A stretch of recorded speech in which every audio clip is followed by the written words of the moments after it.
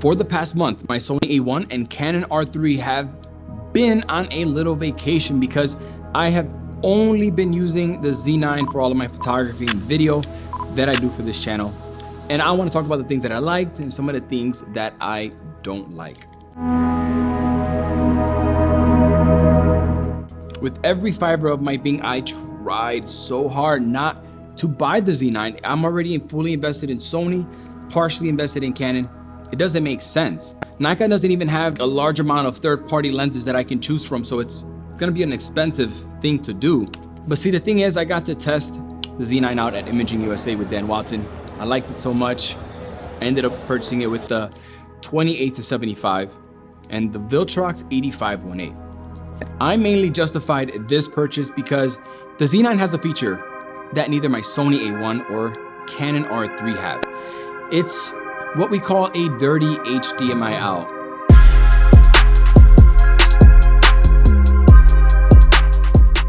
You can record the EVF using a small recorder like the Ninja Star while not losing access to the EVF. So this doesn't black out. So I can use the EVF while I'm recording all the data inside here. Whereas with Sony and Canon, I'm gonna have to hook up that much larger Ninja V, and then my EVF gets disabled. So it's just a miserable way of shooting. Since I post mostly photography tutorials, I think it's a very valuable teaching tool because I'm able to show those visual learners out there like me exactly what's going on in the camera. Most of y'all will never use that feature, but we all find a way to justify a purchase, right? Well, that was it. To be honest, I was skeptical around the hype that surrounded the Z9. I thought it was gonna still share those AF quirks of the Z7, Z7 II, but I was very wrong. A month in and the autofocus is so much smarter, so much more predictable than the previous Z cameras, and very similar to the Canon R3 and the Sony A1. And for this past month, I integrated the Z9 into my normal workflow, meaning I wasn't using this camera just for the sake of testing it. All right, so we're gonna start off with some of the bad. I had an issue with the IBIS in the camera. So when I was shooting B-roll for another video that I'm doing for Loop Deck, I put the Z9 on my Rhino slider, and then I noticed something weird happening. It was almost like the footage was like doing some kind of Shakira hip thrust when the camera was panning. Now, to me, it looked like the IBIS was like overcompensating or trying to stabilize the footage when it didn't need it. I called Nikon about it and they just told me to turn the IBIS off, and that's fair. I don't need IBIS for a slider shot, but at the same time, there's always like the little micro jitters when using a motorized slider like the Rhino. I've never seen this happen to any of my Sony or Canon cameras. IBIS on, IBIS off. I never had to change that setting for it. So I did the same slider move with the A1 and the R3, both with only IBIS on, just to show y'all that this is something that's not normal.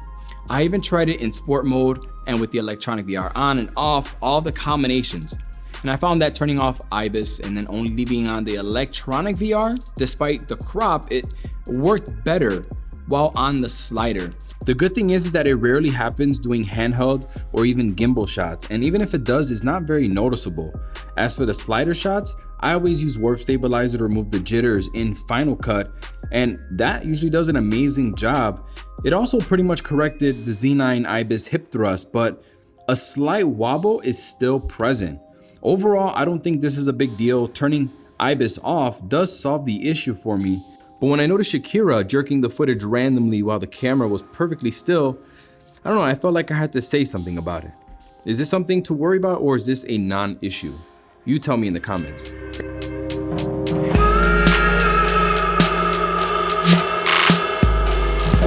Ergonomics and the handling of the Z9 is why I kind of fell in love with it. I think the Z9 feels better in the hand than the other cameras, even though it is the heaviest.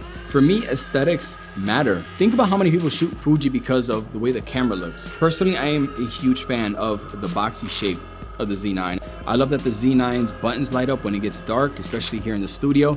I love the rear screen quality. That weird hinge design, it's actually growing on me. It's perfect for vertical shooting, and if I hold the camera far out in front of me for handheld B-roll, the screen extends so far out, it makes it easy to see what I'm doing. Unlike other mirrorless cameras, the Z9 allows you to change the volume of the artificial shutter sound. The only negative part of owning a large camera like the Z9 for me is the same with the R3. They don't fit in any of my camera bags with the lens attached.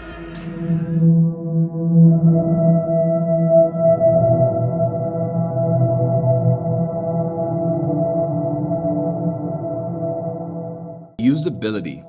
Honestly, the R3 and the A1 are much more user-friendly cameras, meaning you can take them out of the box and start using them without getting lost in the menu. The Z9 is by far the more complicated camera out of the three. To be fair, I don't have as much experience with Nikon cameras, so I guess this could be seen as subjective. But after I pick up a Canon camera after using the Z9, I can really appreciate the simplicity and organization of the menu system. For example, when I was using a Z9 for video, I wanted to adjust the AF speed, so I went into the video recording menu. I saw a couple of AF settings there, but it was not what I was looking for. Then I went to the custom settings menu and looked in the focus tab. There are a ton of options, but still not there. Then I went to the video tab at the very bottom and I found it in that one. Something like this should be in the main video recording tab. With Canon and Sony, anything you need for autofocus will be in the autofocus tab and not scattered around everywhere. It's still a fun camera to use. It just takes a little bit more time to learn where everything is at.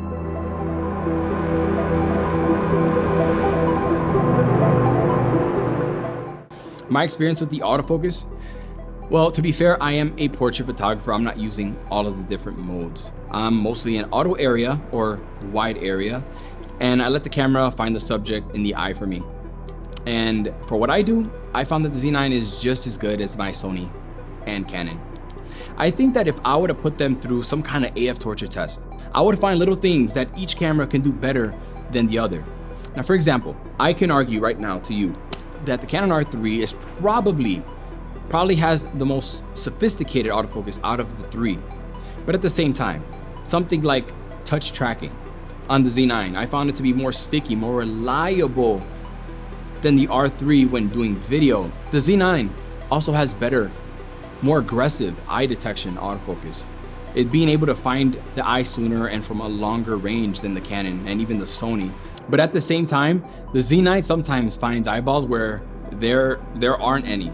The subject detection of the Z9 can be a little glitchy and jittery. It often misidentifies objects, like here when it thinks that it's identifying human eyeballs, and it gives me the option to switch over to the other eye. I turned subject detection off and then it stopped doing that. It doesn't negatively affect my shooting experience in any way, but that's kind of the beauty of having access to all the flagship cameras. I'm able to notice little things like this.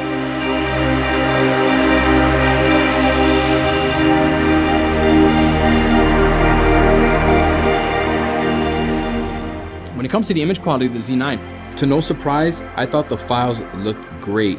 I do appreciate how the Z9 allows you to shoot photos in high efficiency RAW, cutting the file size in half to about 25 megabytes. That's what I used for my long exposure portrait tutorial that I posted here on YouTube last week, and I had no issues with color grading or correcting the exposure of the images. I almost feel like it's pointless comparing the image quality of these top tier cameras because they're all so good. I still might do one though, because people seem to really like that kind of content on YouTube. The Z9 versus R5 versus A1 with 50-1.2s. That's coming soon.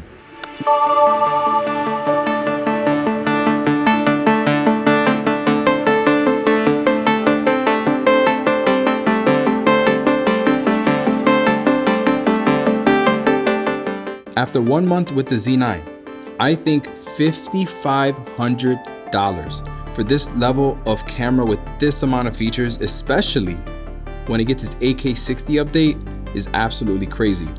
I'm really loving it so far, and this might become my dedicated studio camera. The thing is that it's hard comparing the Z9 to the R3 and A1 because not one of them is the best in everything. The dilemma I face now is, should I keep investing in this system? The third-party options are very limited.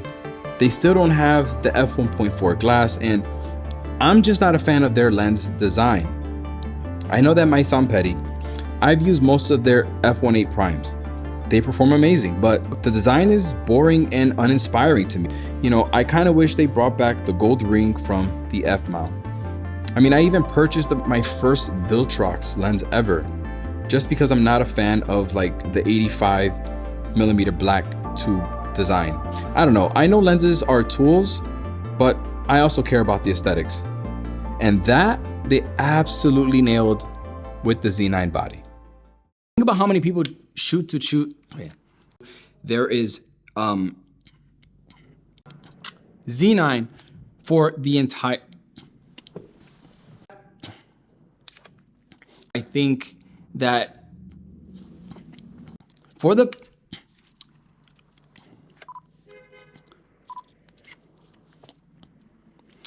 past month, that might not. So we're gonna start off with some of the bad, okay?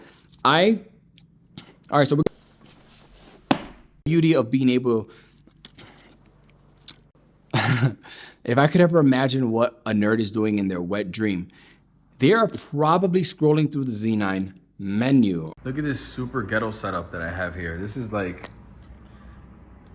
was like 20 minutes of setup just for one shot. I'm gonna tap on Nikon, then press record.